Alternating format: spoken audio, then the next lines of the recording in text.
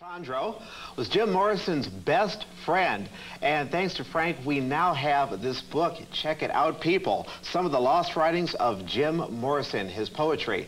The name of it, The Lost Writings of Jim Morrison, #1 volume, Wilderness. Frank, you and Jim Morrison met at UCLA? Correct, in film school. And what circumstance got you two together? Probably we became friends during the making of this film, Feast of Friends. Jim would drop into the editing room. I'd be busy trying to put pieces of film together and match them to music. And he would drop by and look over my shoulder and pull up a stool, and we'd sit there half the night talking about film and putting the film together. Intimate. What was the thing that really triggered the intimacy that made you two best friends? It was the 60s. We were all living on the street. We all thought of ourselves as street people. You know, we did what was there to happen on the street. There was street art going on. There was people playing music on the street. You could go hear the Buffalo Springfield at the Whiskey one night, and Taj Mahal would be playing somewhere else, and it was all happening at the same time, and we were all hanging out. We became friends because we were all interested in the same thing. Was he a constant writer? You've compiled volume 1 of his poems, of his He must writings. have been writing all the time. There's 2,000 pages, 2,500 pages that we've come across so far of notes and jottings and poems and essays. And I suspect that when he wasn't on stage and he wasn't rehearsing with the band or making an album, that he was spending his time writing. That's how he started, being a poet. And all right. You went out shopping with, tell me who it was like to go out shopping with Jim Morrison.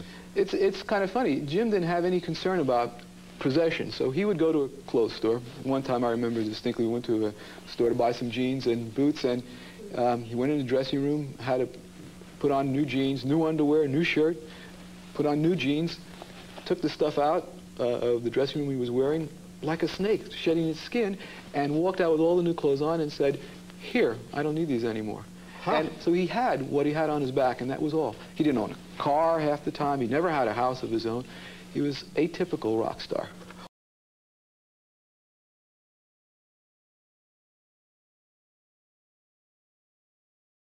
There's been a lot of talk about the riots that have been going on Sunset Strip. There was a riot. You know, there was a lot of vandalism. There haven't really been riots. They've been, in actuality, since I was there, they've been demonstrations.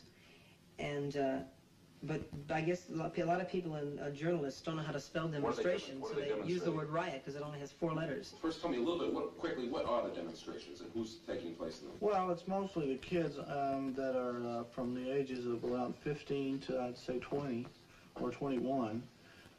Under 18, it's a California law that you're not able to go into a teenage nightclub that sells alcoholic beverage. There's a 10 o'clock curfew imposed on these young people that, regardless of whether it's a good thing or a bad thing, they still don't like it. I think it probably has a lot to do with the fact that of somebody telling them they have to be in by 10 o'clock. That's sort of the same thing as saying that they have to cut their hair. You know, I mean, it's against the law to tell somebody they can do that. Which would you like to see all the kids in the country wearing hair like yours? I would like to see all the kids in the country wearing the hair like they'd like to wear it. When it first happened, there was a few comments made, one by the sheriff of Los Angeles. He said that the curfew should be abolished. He says take the babysitting job out of the hands of the police, put it in the hands of the parents. If the parents think their kids can be out after 10, they should be out.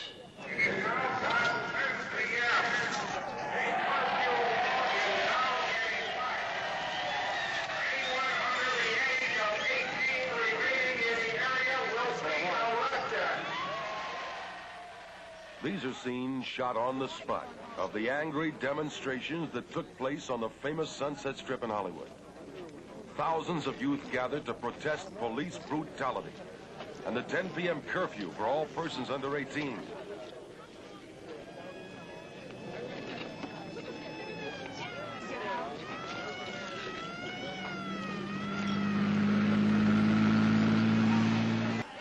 As we move up the street, we approach the Fifth Estate, a now famous coffee house and headquarters for the movement to protest police brutality and to keep the strip open to all teenagers. There is going to have to be some compromise and some meeting ground between the two generations that exist. The youth simply will not buy the world that the elders have given them. They see too much hypocrisy in it. They see too many things that is wrong with it. And I think that the elders are going to have to realize that they simply can no longer browbeat youth into following its established path, that they simply can't come up with a rational explanation why they should follow their established path. And yet I think we've got to share the same planet together. We've got to live and let live. And so there's going to have to be some meeting of minds between the two and some accommodation between the two in order for both to live in peace. I think that what we've had here occur here in Los Angeles is, in very recent times, a confrontation where certainly the older, more money generation tried to kick out the youth from a particular area, in this case the Sunset Strip area of LA, and it failed. A call went out and you had the area flooded with young people. And the entrenched power people up here realized very shortly, very quickly, that they simply could not, even with the use of the police force, drive the element out from the Sunset Strip area. Yeah, come on. Love my girl. She looking good. Yeah, come on. One more. 5 to 1, baby. 1 in 5. No one here gets out alive now. You get yours, baby. I'll get mine. Gonna make it, baby, if we try. Yeah. The old get old and the young get stronger. May take a week and it may take longer. They got the guns, but we got the numbers. Gonna win, yeah, we're taking over. Come on!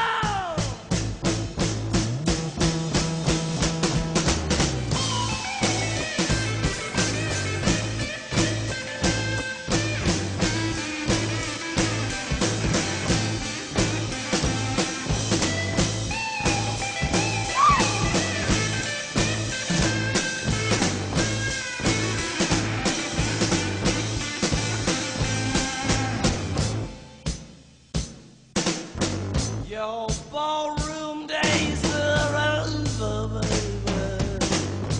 Night is drawing near. Shadows of the evening crawl across the hill. You walk across the floor with the flower in your hand, trying to tell me no one understands. Trading your hours for a handful of dimes. Gonna make it, baby, in our prime. Come together one more time. Get together one more time. Get together one more time.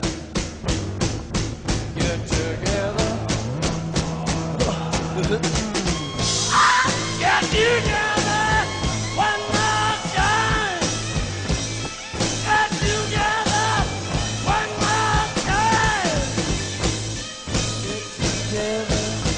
one more time. Get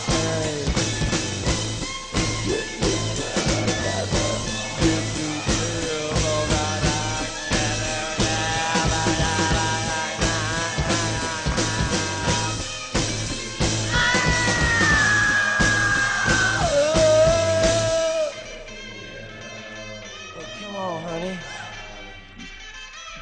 Go along home and wait for me, baby. I'll be there in just a little while. You see, I gotta go out in this car with these people.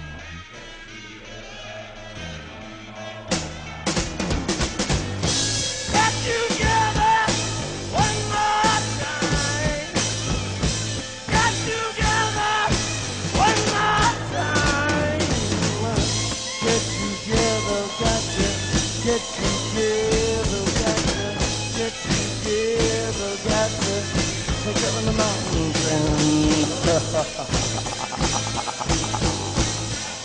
love my girl. She looking good. Looking real good. Love you. Come on. Be. Hey. Come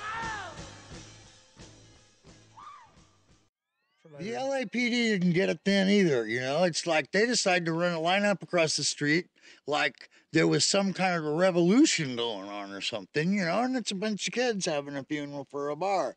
I got busted by the cops. Remember when they took me down to the Sunset and Clark, you know, down there where the police station was. Took me inside, you know, and then started me and this other guy, Freddie Brechtel. I don't know if you remember him. Oh, I remember that name. Yeah. My God. So we were in the cell, and they were calling us names and everything, and the cop was calling us. The one cop had real short hair, like sticking up, you know, like in a brush cut with big horn rim glasses, and he called me an animal, you know. So I called him a grasshopper. Uh-oh. Yeah. Oh, God. Listen, they came in and knocked my tooth out, this one right here, and did this other stuff and banged us around. It happened really fast. I didn't put up much of a fight, obviously. And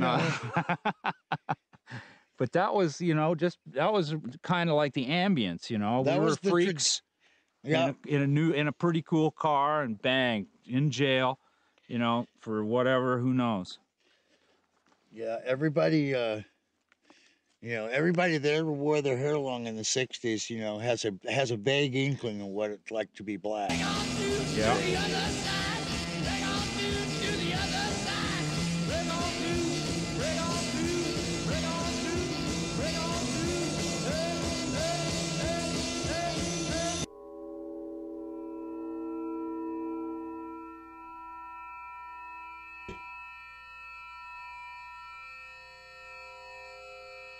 The movie will begin in 5 moments, the mindless voice announced. All those unseated will await the next show.